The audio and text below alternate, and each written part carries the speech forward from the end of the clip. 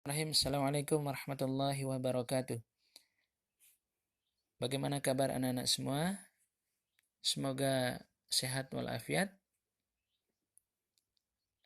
Alhamdulillah, melalui kesempatan ini Pak Guru mengajak kepada diri Pak Guru dan kepada anak-anak semua untuk kita bersyukur kepada Allah Subhanahu wa taala atas kesehatan, kesempatan sehingga kita bisa melanjutkan kegiatan pembelajaran kita.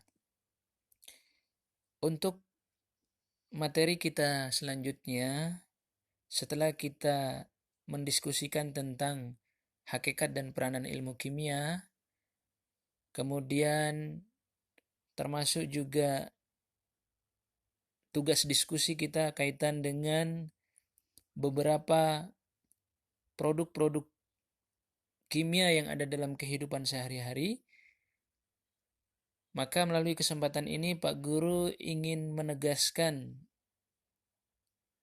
tentang hasil diskusi yang telah kita lakukan, bahwa yang pertama, ini bisa dicatat, hakikat dari ilmu kimia, bahwa ilmu kimia merupakan salah satu cabang dari ilmu pengetahuan alam atau IPA yang mempelajari tentang susunan materi, yaitu yang berkaitan dengan jenis atom atau unsur penyusun materi atau ikatan yang terjadi membentuk suatu molekul atau senyawa. Kemudian ilmu kimia juga mempelajari tentang struktur materi, yaitu tentang gambaran atom-atom untuk saling berikatan. Kemudian mempelajari tentang sifat materi, apakah sifat fisika maupun sifat kimianya, dan mempelajari tentang perubahan materi, apakah perubahan yang berkaitan dengan perubahan fisika maupun perubahan kimia, serta energi yang menyertai dari perubahan materi tersebut. Nah, dari hasil penugasan yang Pak Guru sampaikan sebelumnya, ada banyak sekali dari contoh bahan kimia yang terdapat dalam produk-produk kehidupan. Di antaranya adalah natrium hidroksida atau NaOH yang terdapat di dalam sabun cuci atau deterjen. Kemudian kalium hidroksida atau KOH yang terdapat di dalam sabun mandi yang berfungsi untuk mengikat kotoran. Jadi baik NaOH maupun KOH ini berfungsi untuk mengikat kotoran. Kemudian ada juga natrium lauret sulfat yang terdapat di dalam sampo yang membentuk surfaktan untuk mengikat kotoran. Kemudian ada juga natrium bikarbonat yang terdapat di dalam roti atau biskuit sebagai bahan pengembang. Selanjutnya ada juga magnesium silikat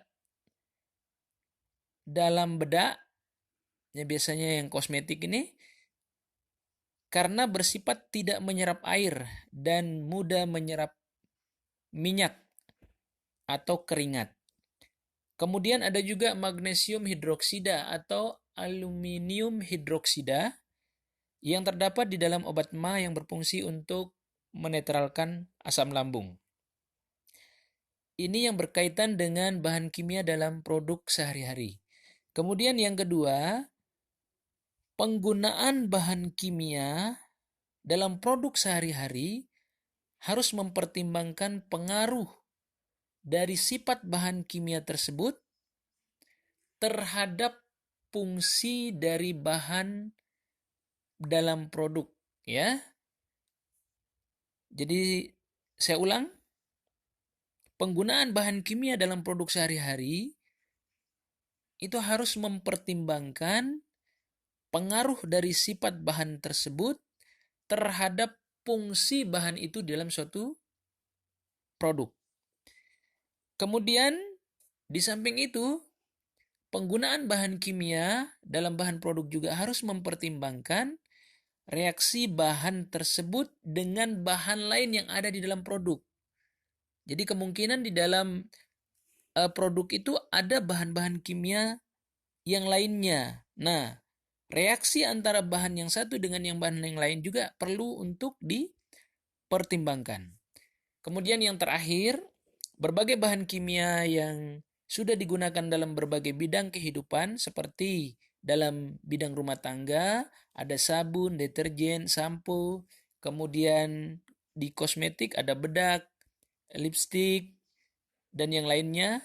Kemudian untuk obat-obatan, ada obat MA, ada obat sakit kepala, obat flu. Kemudian pada makanan ada roti, mentega, keju, maupun minyak goreng, dan yang lainnya. Ini penjelasan singkat Pak Guru kaitan dengan penugasan pada pekan yang lalu dan semoga bermanfaat. Assalamualaikum warahmatullahi wabarakatuh.